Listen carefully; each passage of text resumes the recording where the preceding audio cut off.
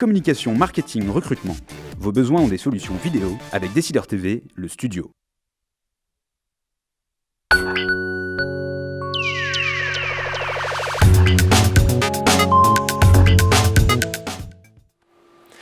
Bonjour à tous, le retour de la tribune des décideurs après une pause en raison du lundi de Pâques la semaine dernière. Nous sommes ravis de vous retrouver pour vous permettre de poser toutes vos questions en direct pendant cette demi-heure à un homme ou une femme qui fait l'actualité économique de ce pays. En l'occurrence, aujourd'hui, nous avons le plaisir de recevoir Alain Tonnard. Bonjour monsieur. Bonjour. Vous êtes cofondateur avec votre frère Jean-Claude d'Audica, une société créée en 1976 qui réalise pratiquement 100 millions d'euros de chiffre d'affaires sur un marché, on va en parler, qu'on dit très porteur, celui de l'or gris, de la silver economy, parce qu'en effet, on s'équipe à partir d'un certain âge, même si Louis, et vous allez nous le raconter, décline assez jeune. À mes côtés, Robert. Bonjour Robert. Robert Jules, la tribune, notre partenaire pour animer cette émission. On va commencer tout de suite par notre rubrique consacrée à l'activité économique du pays au sens large, avant de rentrer dans le détail du business d'Audica. Un commentaire sur l'actu chaude, Alstom. Alors c'est loin de votre terrain de jeu, mais malgré tout, j'imagine qu'en tant que chef d'entreprise, ça vous inspire des commentaires. Qu'est-ce que vous pensez de cette histoire Alstom? Alors d'abord, c'est un petit peu, je dirais, un peu rocambolesque, puisqu'elle sort comme ça d'un chapeau. Et clairement, aujourd'hui, Alstom doit faire quelque chose. Il a une cible en face qui est General Electric, mais on découvre ça aujourd'hui. Clairement, il y a un problème économique. Il y en a un qui veut vendre et l'autre qui veut avoir du cash pour acheter, qui a une synergie à créer. Et il y a un contexte politique. Est-ce que ce savoir-faire doit rester européen ou pas? Donc je pense que ça serait une bonne chose, mais disons qu'on découvre le sujet un petit peu tard. Parce qu'on a l'impression qu'il y a une accélération, comme souvent, il y a des périodes, des cycles en économie. On a vu Lafarge racheté par Holcim, il y avait ce mariage Publicis-Omnicom. Et là, Alstom, ce n'est pas des petites entreprises, ce sont des fleurons industriels de notre pays. Est-ce que vous dites, il y a quand même un danger de dévitaliser finalement le tissu économique? Clairement, c'est de le voir disparaître en dehors de l'Europe. General Electric est purement américain. Et je pense qu'effectivement, c'est un choix cornélien. L'entreprise a envie de vendre et besoin de vendre, parce qu'elle a besoin probablement de cash et de se recentrer, et de taille critique, il y a un problème critique. Elle a un acheteur en face qui a du cash, lui, qui cherche des synergies. Et voilà, donc c'est un peu dommage qu'il n'y ait pas eu plus de dialogue entre les gens politiques et, je dirais, les gens de l'entreprise pour essayer de trouver une solution qui conviendrait à tout le monde, mais qui permettrait de garder ce savoir-faire de par chez nous. Il faut quand même rappeler que ce n'est pas la première fois que Siemens et Alstom essayent de travailler ensemble, et force est de constater qu'ils n'ont jamais réussi. Là, évidemment, il y a la pression parce que c'est un Américain qui arrive. Cela dit, le fait que ce soit un groupe de taille mondiale avec une véritable logique industrielle derrière, ça a du sens aussi. Si en Europe, on n'a pas réussi, est-ce qu'il n'y a pas aussi un problème purement européen? Excusez-moi, si on n'a pas réussi en Europe, clairement, c'est la bonne solution.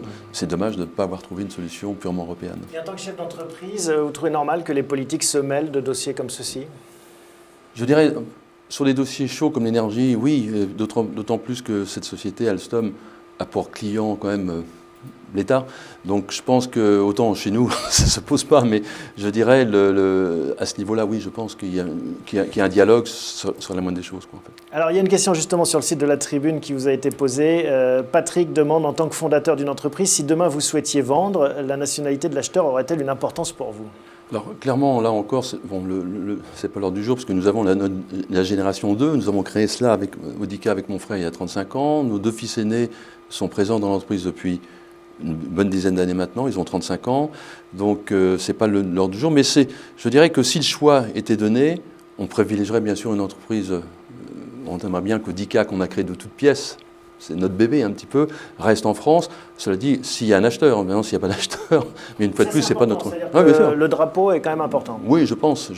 Il y a un problème psychologique, et je pense de voir ce qu'on a créé continuer à se faire, mais encore faut-il qu'il y ait un acheteur digne de ce nom dans un pays, dans notre pays. C'est un peu le même phénomène qu'Alstom, en fait. Souvent en France, d'ailleurs, les groupes familiaux ont un problème de pouvoir continuer l'activité au sein de la famille. Et souvent, c'est un client, souvent étranger, qui rachète. Clairement, nous, on a la chance d'avoir nos fils aînés, mais on n'aurait pas eu cette chance, j'aurais voulu faire autre chose.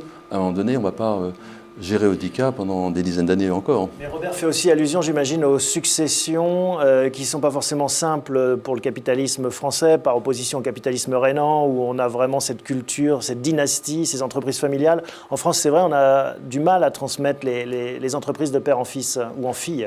Je pense, oui, en France, ça ne fait pas partie de notre culture. C'est un peu plus le cas en Italie, par exemple, mais pas en France, effectivement. Alors, écoutez, vous essayerez de faire mentir cet adage. On va parler d'un autre sujet qui concerne la politique, hein, c'est celui du pacte de responsabilité, de solidarité, de stabilité. Enfin, il a énormément de noms, il recouvre pas mal de choses. Mais il vous concerne au premier chef, puisqu'il promet un gel des retraites pendant un temps. Or, les retraités, par définition, sont sans doute la majeure partie de votre clientèle. Comment est-ce que vous voyez se profiler cet impact pour vous? Alors clairement, les retraités sont au cœur de notre business model, puisque l'âge moyen du premier appareillage, des gens attendant toujours le dernier moment, c'est 70 ans, donc on y est, clairement.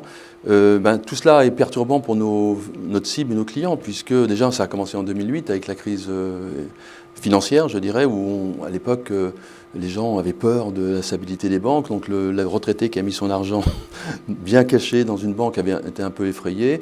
Ensuite, des lots de mauvaises nouvelles qui sont matraqués régulièrement, notamment concernant les seniors. Tout cela a perturbé d'ailleurs notre marché depuis quelques années.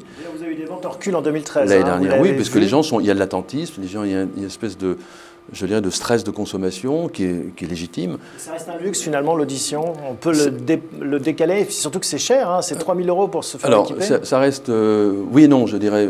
Les gens décalent parce qu'il y a un frein psychologique qui est plus important que le prix. Mais lorsque les gens ont compris ce qu'on peut leur apporter, ça leur changer la vie, de pouvoir communiquer tous les jours, de pouvoir, en prenant de l'âge, rester beaucoup plus facilement indépendant que dépendant, puisque si vous ne communiquez plus, vous ne pouvez plus fonctionner.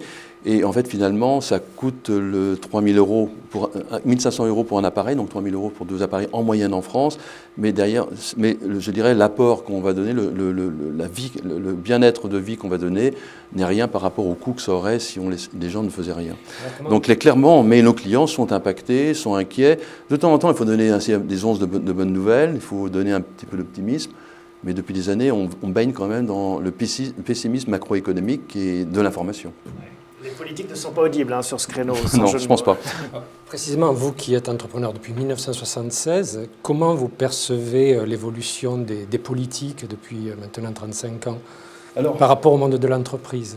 Je pense qu'il y a eu des hauts et des bas. Je pense que nous, on a notre marché. Je ramène ça à notre marché. On a été complètement dissocié des meilleures économies, de moins bonnes économies jusqu'en 2008, puisqu'il s'agissait avant de problèmes économiques et que finalement les gens avaient leur retraite et n'étaient pas impactés.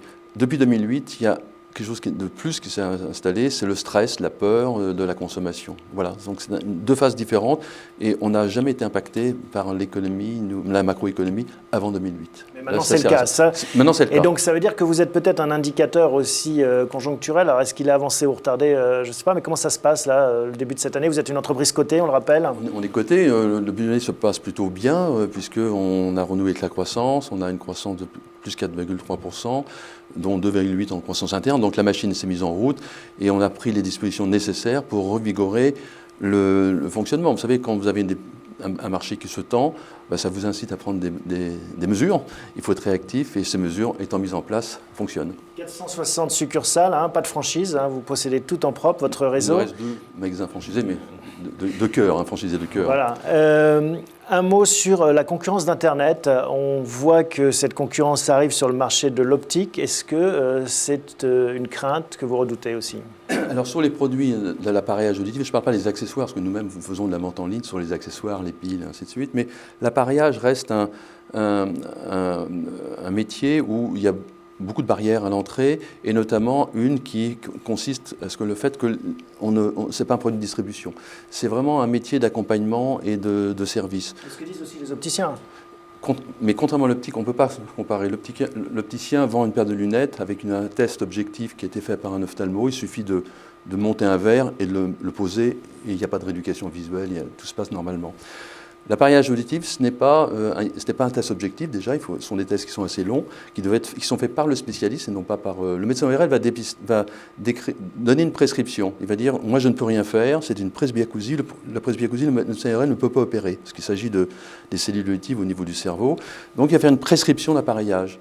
Et c'est le spécialiste qui va faire les réglages, la sélection et surtout tout l'entretien pendant la durée de vie de l'appareil qui est de 5 ans, puisqu'il faut... faire une rééducation auditive et ensuite réadapter tous les ans la baisse d'audition continue. On va réadapter l'appareil et sans ce service continu qui se fait avec beaucoup de dialogue dans un magasin, vous ne pourrez pas fonctionner. Parallèlement à cela, il y a un parcours de soins qu'il faut observer chez l'ERL pour le dépistage, effectivement, pour voir s'il n'y a pas une autre pathologie plus grave qui pourrait s'installer avec une surdité. Parce que c'est précisément sur les questions de prix que vous avez été un peu critiqué. La Cour des comptes avait fait un rapport qui pointait le coût élevé, que vous justifiez par le fait que ce n'est pas tant le prix de l'appareil en lui-même, qui est relativement faible, mais plutôt cet accompagnement spécialisé. Absolument, la Cour des comptes a été un peu rapide, je dirais. Ils ont fait un dossier très fouillé sur l'optique et après ils ont dit dans la correction auditive c'est la même chose. Or, avec ce que je viens de vous dire, ce n'est pas la même chose, c'est un métier d'accompagnement de service. On ne vend pas un produit fini qu'on distribue avec une marge de données. On va donc devoir faire de l'accompagnement. Et je pense que, pour revenir à quelques propositions qu'il faisait, il disait qu'en France c'était plus cher qu'ailleurs. Non, en Italie c'est beaucoup plus cher, en Espagne c'est plus cher, en Angleterre sur le marché privé c'est encore plus cher. Donc on ne peut pas dire en France les produits, le prix de 1 500 € par appareil parce que les audiopristes font un travail avec une satisfaction importante. C'est la meilleure satisfaction. Il y a des sondages qui ont été faits par des organismes privés qui montrent qu'en France, on a 80% de satisfaction sur le marché de clients, alors que sur d'autres pays, ce n'est pas le cas. Pardon, Robert. En revanche, le taux d'équipement est plus élevé dans d'autres pays européens par rapport à la France. Il est plus élevé en Allemagne, il est moins élevé en Italie, il est moins élevé en Espagne. La France se situe au milieu de tout cela. Vous nous dites qu'il n'y a pas de gain de prix possible à attendre dans ce métier. Il n'y a pas quelqu'un qui va arriver avec une offre low cost. Ce métier n'a pas la place pour du low cost puisque c'est un métier de service. Lorsque vous distribuez un produit, une fois de plus, il suffit d'enlever les maillons de la chaîne, la distribution, c'est simple, on fait du low cost. Là, on a besoin d'un spécialiste qui va accompagner la personne pendant toute la durée de vie de l'appareil. Et j'oserais dire même que si vous voulez faire une économie low cost, il vaut mieux ne rien acheter parce que sans le service, le produit, si vous réduisez les prix, il n'y aura pas le service. Si vous n'avez pas le service, ça ne fonctionnera pas. Ce spécialiste, qu'est-ce qu'il a comme caractéristique au niveau des études audioprothésiste? Audioprothésiste, c'est un bac plus 3, c'est un bac plus 3 qui est normalisé avec l'Europe aujourd'hui. Connotation plutôt scientifique, c'est un bac S, donc voilà, donc il n'y a pas assez de spécialistes en France, il y a 0 chômage chez nous.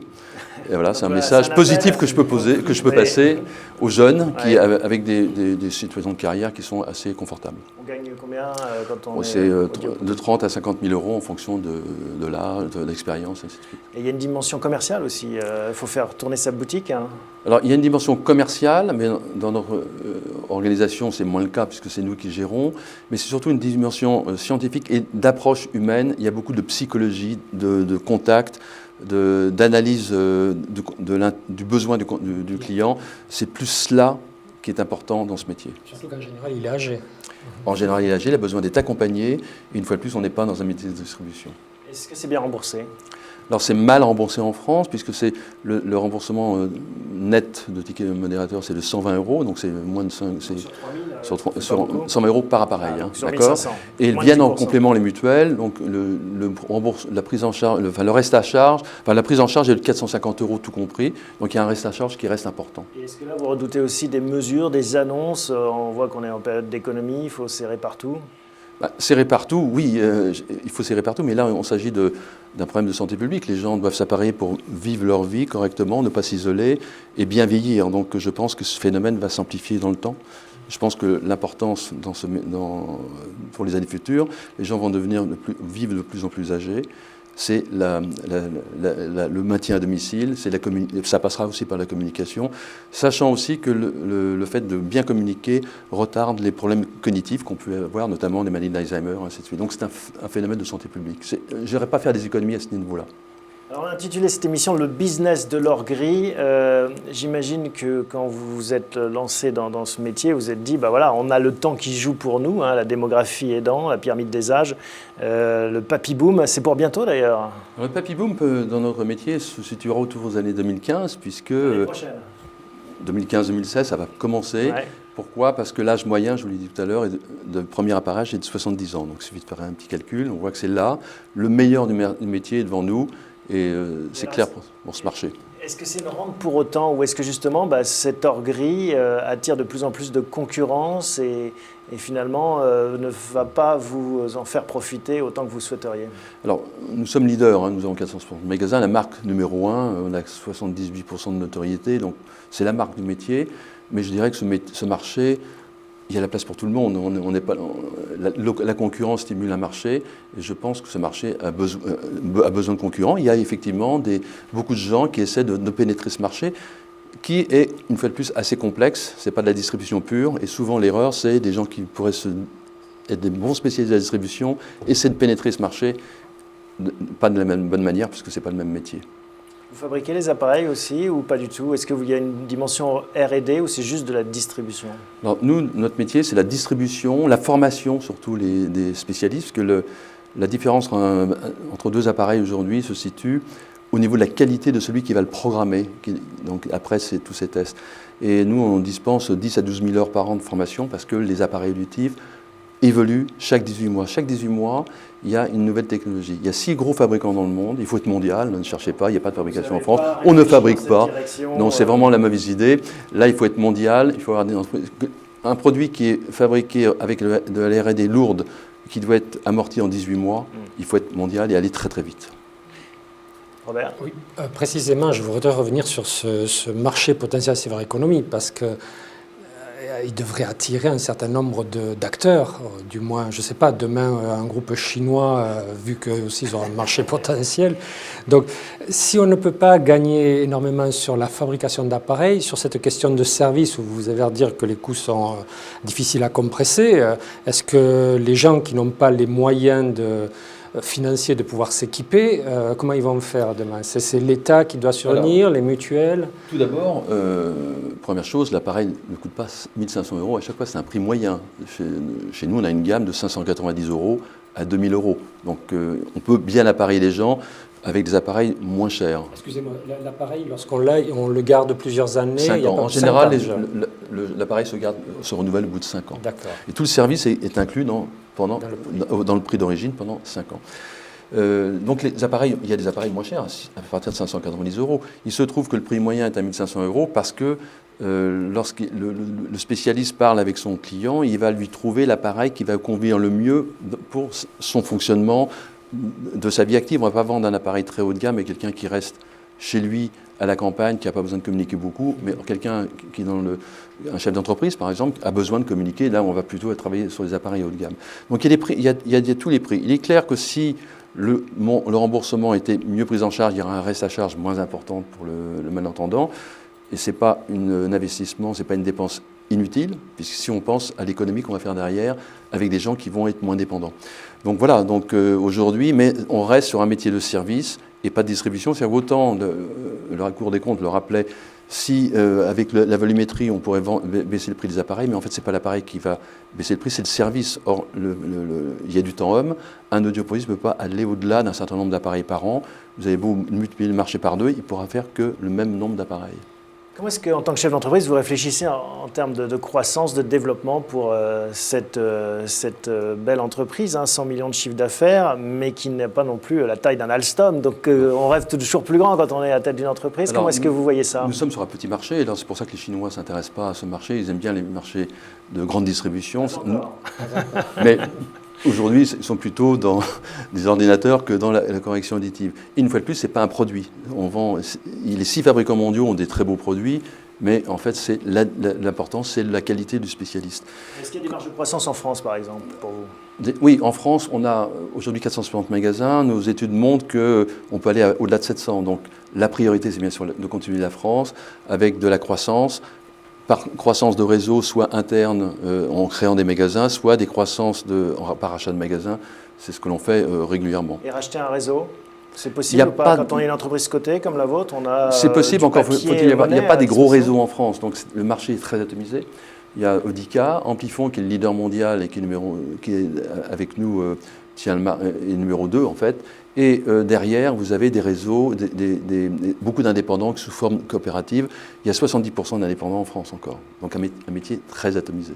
Amplifon qui faisait plus que vous l'année En chiffre dernière, d'affaires, oui. 98 millions. C'est la première fois qu'il Ouais. fait un peu plus. Une année où nous-mêmes, on a eu, je dirais, une campagne marketing qui a été décalée. On a eu une période semestrielle où on a réorganisé tout le cadre de fonctionnement de l'entreprise qui a perturbé ponctuellement. Mais là, on est là pour On va dire revenir. premier ex-aequo. Oui, mais en termes de réseau, c'est nous. En D'accord. termes de marque, c'est nous. Vous êtes davantage sur une stratégie nationale plutôt qu'européenne. Nous sommes d'abord la France et ensuite autour de nous, bien Est-ce que sûr. vous commencez à vous implanter, à vous développer en Italie, en Belgique aussi? On est en Belgique, on vient de pénétrer la Belgique, la Belgique francophone l'année dernière, mais la priorité reste la France et 90% du marché. Et comment vous financez ça alors, ces développements? Est-ce que c'est tout autofinancé? Est-ce que la bourse vous aide à ce niveau-là? Alors, la bourse nous a aidés à l'origine, puisque nous avons fait, avec l'introduction en bourse, une augmentation de capital. Et ensuite, la bourse nous a amené une notoriété, une légitimité de croissance qui a été bien perçue par les cibles d'acquisition, nos clients potentiels. Parce qu'avant, c'était une entreprise familiale, on se demandait si on avait vraiment envie d'acheter ou pas. Là, ça a bien déterminé le sujet. Donc depuis l'introduction en bourse, on a passé de 120 magasins à 460. Donc vous voyez, on a une grosse C'était en accélération. 98, Oui. l'introduction. Et là, on l'a fait par autofinancement et emprunt bancaire. Voilà. Et les banques, ça se passe bien pour un marché Ça se passe comme le bien. C'est toujours, en ce moment, les banques sont un peu plus, je dirais, regardantes. Comme je ne vous apprendrai rien, bien évidemment. Mais c'est à nous de gérer notre croissance en fonction des négociations. C'est pratiquement une économie de rente que vous avez, c'est-à-dire qu'il y a la clientèle qui est là, vous êtes leader. On a un potentiel de 700 magasins, on est la marque numéro 1, la marque numéro c'est la moitié de notoriété, donc on est la marque de référence, on est le premier réseau, on a un savoir-faire, à nous de continuer, c'est notre métier et on sait où on va, clairement. Pour en revenir, on a l'impression que l'individu, culturellement parlant, préfère rectifier sa vue que son audition. Est-ce que vous pensez que il y a un retard culturel? Est-ce qu'il y aurait la possibilité de faire de la prévention très jeune? Alors, vous avez tout à fait raison. Aujourd'hui, le phénomène visuel, porter des lunettes, c'est un phénomène de mode. Quand j'étais enfant, croyez-moi, acheter des lunettes, on se posait des questions à 2 fois avant d'en porter. Aujourd'hui, ce n'est plus le cas. La correction auditive, on en est au niveau de l'optique il y a 40 ou 50 ans. C'est-à-dire qu'aujourd'hui, il y a encore un frein psychologique important. Premièrement, par méconnaissance des produits, on a encore l'image des produits qu'on met derrière l'oreille avec des fils ou qui ne fonctionnaient pas, qui sifflaient avec un effet à l'arsène. Aujourd'hui, c'est terminé. Les produits sont vraiment invisibles, complètement invisibles quand on les met au fond de l'oreille ou les micro-produits qu'on met derrière l'oreille avec un tout petit tube fin. Ils sont invisibles, ils fonctionnent très bien s'ils sont bien réglés. Donc effectivement, il y a une image à redorer, mais c'est un travail de long terme, de communication qu'on s'emploie à faire chaque année, bien sûr. Ça ne viendra pas quand on aura finalement des appareils qui feront aussi office de téléphone portable? Ça commence. Ça commence, aujourd'hui, comme les oreillettes Bluetooth en fait. Ce mois-ci, on va lancer les premiers appareils MFI, c'est-à-dire Made for iPhone, c'est-à-dire que vous pouvez de votre iPhone régler l'appareil, le mettre plus fort. Vous pourrez entendre la musique de votre iPhone, le téléphone directement dans votre oreille, sans aucune connexion automatiquement. Donc du coup, on le verra sourd encore plus vite, parce qu'on aura des oreillettes Non, tout parce le que vous temps. mettrez un petit peu moins fort. Mais je pense que ça va redorer l'image pour les plus jeunes. Effectivement, ça va être plutôt un accessoire high-tech qu'un appareil de correction. Alors, on parle de vous un petit peu. Est-ce que c'est facile de travailler avec son frère? Écoutez, oui, je dirais, puisque quand ça marche, parce que ça fait quand même plus de 35 ans que ça dure, je pense que... Un long fleuve tranquille, j'imagine qu'il y a aussi des hauts et des bas. La ça a vie est été, ainsi je faite. dirais, relativement au fleuve. Rien n'est jamais un long fleuve tranquille, mais ça a toujours été relativement un long fleuve tranquille. Pourquoi? Parce qu'on a créé ça ensemble. Il n'y a pas une rivalité, on a fait ensemble et on est ensemble. Donc quand vous êtes ensemble, dans la même barque, sans chercher à prendre ce qu'a le voisin, ça fonctionne très bien. Et on a essayé d'inculquer ça chez nos enfants, puisque c'est un problème culturel. Mon fils, c'est le fils de mon frère, et qui eux, ont la même attitude de fonctionnement. Et je pense que c'est très important, et c'est beaucoup plus fort lorsque ça marche bien, dans le familial, avec quelques membres de la famille.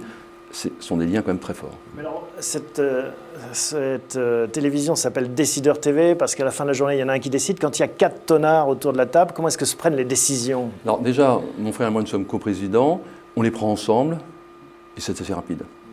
Voilà. Donc Jamais maintenant, eu de choix compliqués, plus compliqués que d'autres à prendre? non, en général, on est assez bien calé sur la stratégie de l'entreprise, sur les choix à prendre.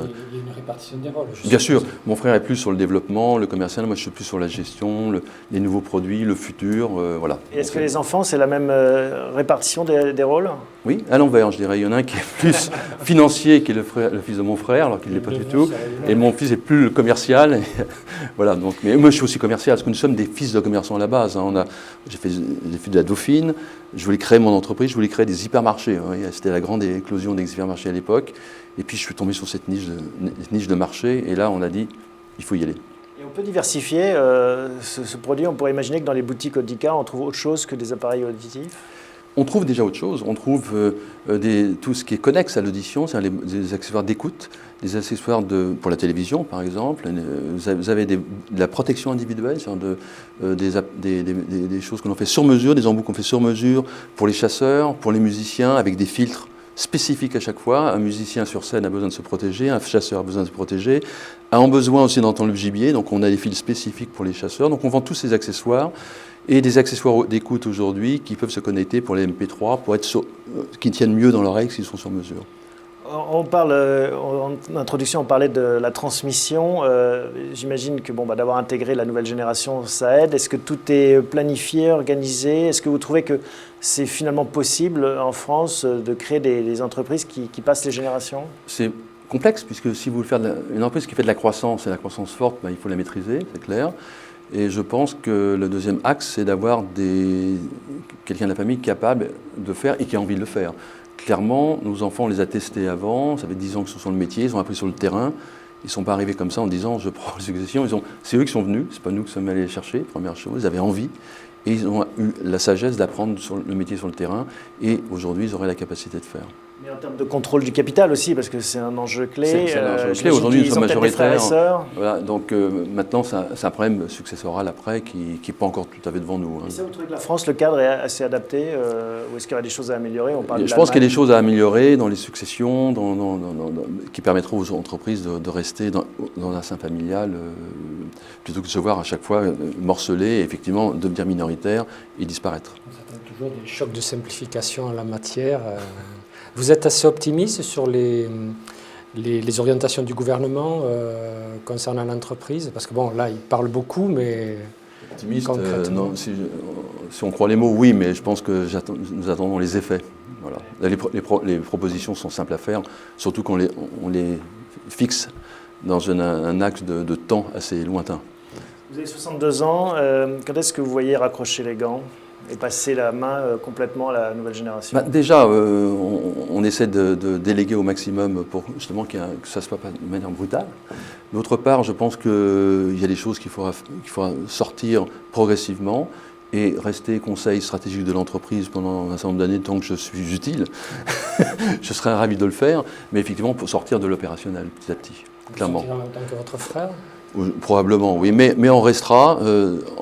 On connaît merveilleusement ce métier, on l'a créé en France, dans sa forme moderne, parce que quand on a créé cette entreprise, le métier n'était pas, la distribution n'était pas sous cette forme. On l'a inventé en France, on l'a modernisé, et je pense qu'on a encore beaucoup d'idées pour les futures années, pour l'évolution de ce marché. Bon, écoutez, on suivra ça avec intérêt. Hein. En tout Merci. cas, on vous souhaite bon vent. Merci Alain Tonard de nous avoir rendu visite. Merci Robert. C'était donc votre tribune des décideurs. Rendez-vous la semaine prochaine pour un nouvel épisode, même endroit, même heure.